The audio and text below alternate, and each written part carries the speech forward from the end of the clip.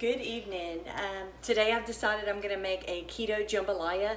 This is something that I enjoy doing, especially hunting season and when it's cold outside. I love doing this because it's something filling and it's warm. Also, this is a good dish to do around hunting season because I can mix up the different meats and it makes a large portion. Usually James and I'll make it for us and we'll eat on it the night that I make it, and then it freezes really well, so I will freeze the rest of it, and then when we decide to go to the ranch to go hunting, or if we decide to go camping, hunting, or any kind of camping trip, this is something that reheats really well. It freezes well and then it reheats well, either in the microwave, on a stovetop, or in a jet boil. So I've done all of them and it's just a really good dish. So let's get started. We just killed, or I killed this weekend, a couple whitetail deer. So I've just finished grinding it up, so I have some fresh meat in the refrigerator. So that's something that I'm going to use with this dish this time. With the jambalaya, you can choose any variations of meat that you want to use. Sausage, pork, chicken, beef, and even shrimp. I've used shrimp in this before, and just different combinations, so you can mix it up. And I would say about 2 pounds of meat will go in this. So today I'm using a package of sausage, and then I'm also going to use a pound of the fresh deer meat that I've ground up already. So the first thing I'm going to do is put the ground meat in the skillet and start browning it up before I add everything else to it. Okay, so I'm going to turn the skillet on about medium heat, and I'm going to add the ground meat and let it start cooking.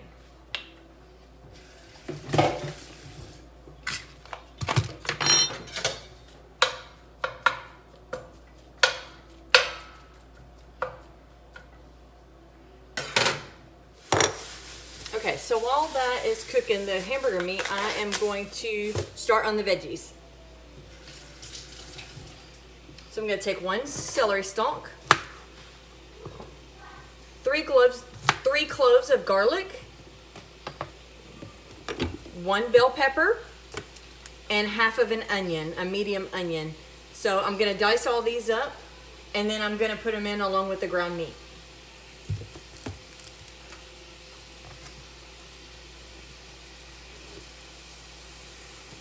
So I'm just going to dice them up. It's a little bit too big.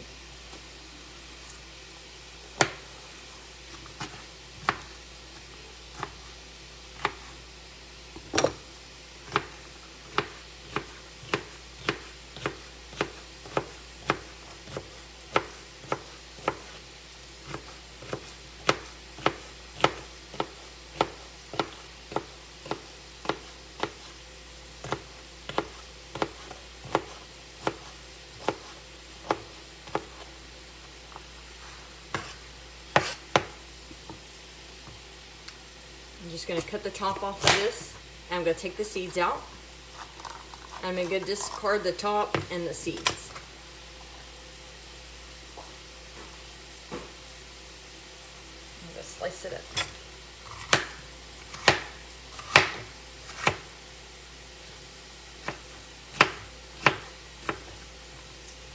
I'm going to take out some of these little veins in the inside just because they don't taste as good. They get kind of tough.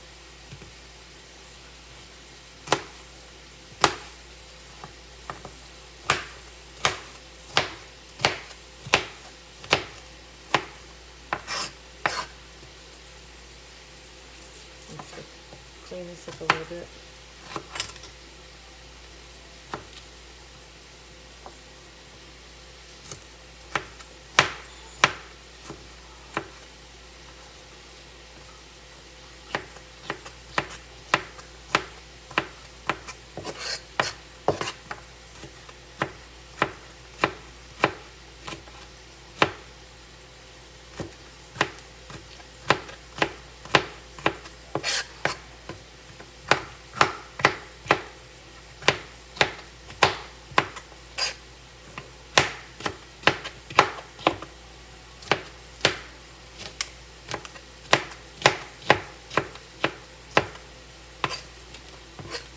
All right, what I'm I'm going to go ahead and do is this is the celery and the bell pepper. I'm just going to stick it in with the ground meat and let it cook with that. I'm going to do the garlic and the onions, and then I'm going to throw those in as well, and I'm going to cook it until the meat is done and until the vegetables are tender.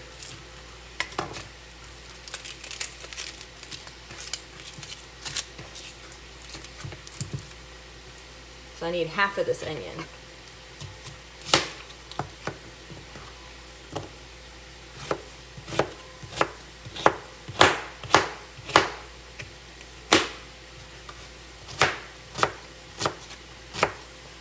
And then three cloves of garlic.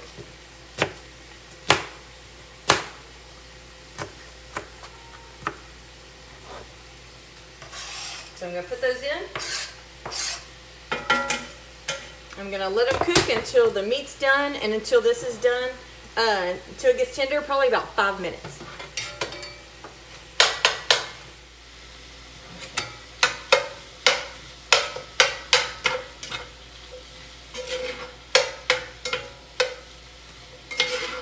I'm just kind of mixing up the meat and all the vegetables together and mixing them around until the meat's completely cooked.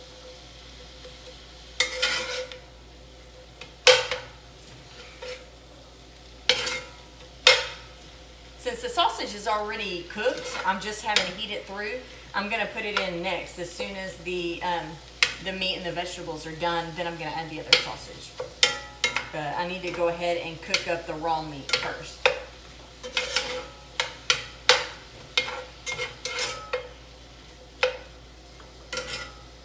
It's looking good.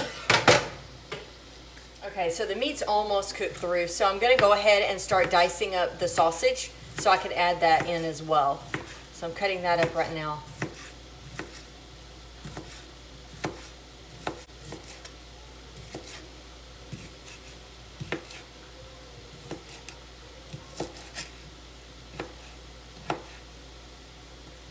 Okay, so I've got the sausage cooked up.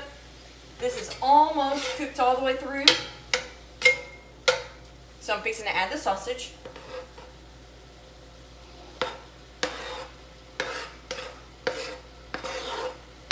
And it's only been about 3 minutes. It cooks up pretty fast, that meat. So it's been about 3 minutes. So I'm adding the sausage. I'm also going to add 6 tablespoons of oil. The recipe I have shows avocado oil. You could use avocado oil, or I like to use coconut oil because that's what I have on hand the most. So I'm going to put 6 tablespoons.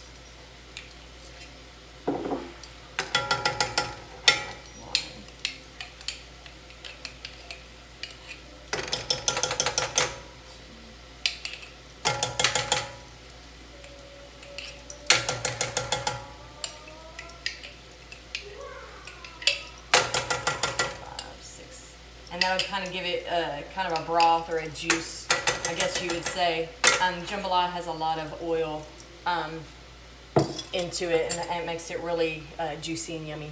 So I'll put 6 tablespoons of oil in it, and so that'll melt down to give it a good sauce. That's a better word for it, sauce. So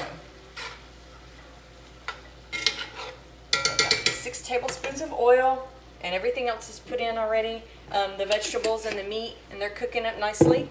The next thing I'm going to do is add the seasonings to it. So I've got 1 tablespoon of paprika. Here it is.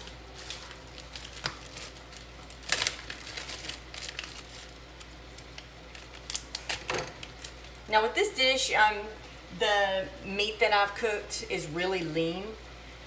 So you don't have to drain off a lot. If you have a ground meat that has a lot of fat, then you could drain most of it off, or save that to use as your fat. Like the 6 tablespoons of oil, you could measure out 6 tablespoons of the grease or the oil, to make your sauce. So it's your choice. But mine is fairly lean and I don't have any excess fat, so mine is good to go. So a tablespoon of paprika.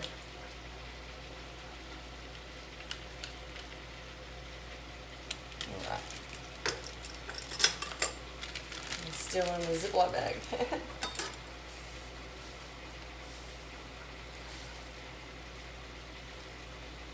Perfect. So tablespoon. Make sure I get all that. I'm going to turn the heat down just a little bit. 1 teaspoon of cayenne. It kind of gives it a little kick. So based on how much heat you like, you can kind of go from there, whether you want to add more or not put so much in, because it is kind of spicy. So 1 teaspoon.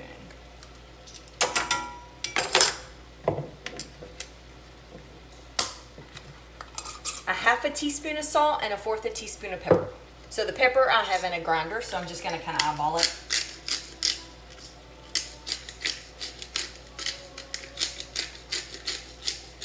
And a 1/2 teaspoon of salt.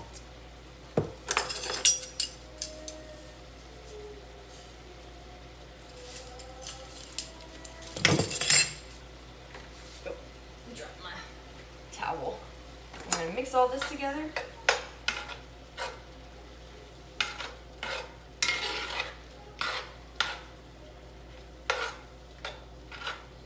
So we're going to cook all this together for about 5 or 6 minutes. Okay, this recipe's looking really good with this food. I'm fixing to go get a can opener, and the next thing we're going to do is put a can of diced tomatoes inside.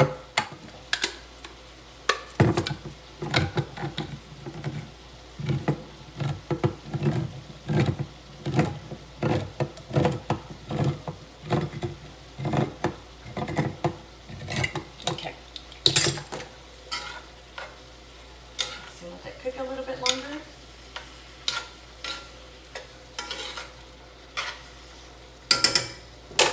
It's looking good.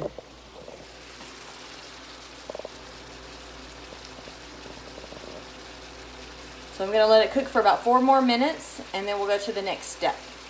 A 14.5-ounce can of diced tomatoes. You dump it all in. And then I'm going to use 2 packages of cauliflower rice. I'm just going to kind of break it up.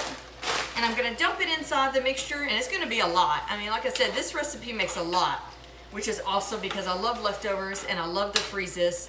And so this is one of the meals that I am hoping to have a lot left over. That way we can eat it later on when we're camping or hunting. And I'm going to dump these inside and mix it up. And then we're going to continue cooking this for about 5 to 7 minutes or until your cauliflower rice is cooked through. I try to keep it firm. And I try not to cook it too much because it gets a little soggy. But surprisingly, it does get soft when you freeze it and reheat it, but it's not super soggy, and it still has a good consistency and a good flavor, a good texture when you go to reheat it later. Like you can see, there's a lot. So I'm just going to slowly work this in. Like I said, there's some big chunks right now because it's frozen. But as you cook it, it'll start softening it up and it'll start mixing together. So you just gotta have to slowly work at it and it'll get it all mixed up. See, I'm slowly just kind of working it in as it's cooking. And I still have it on medium heat, so it's bubbling some. But just slowly work it through. And with all this cauliflower rice, it does kind of make the mixture cold. Because it is frozen, so just give it a few minutes and it'll cook through and heat it right back up, and it'll have a really good texture.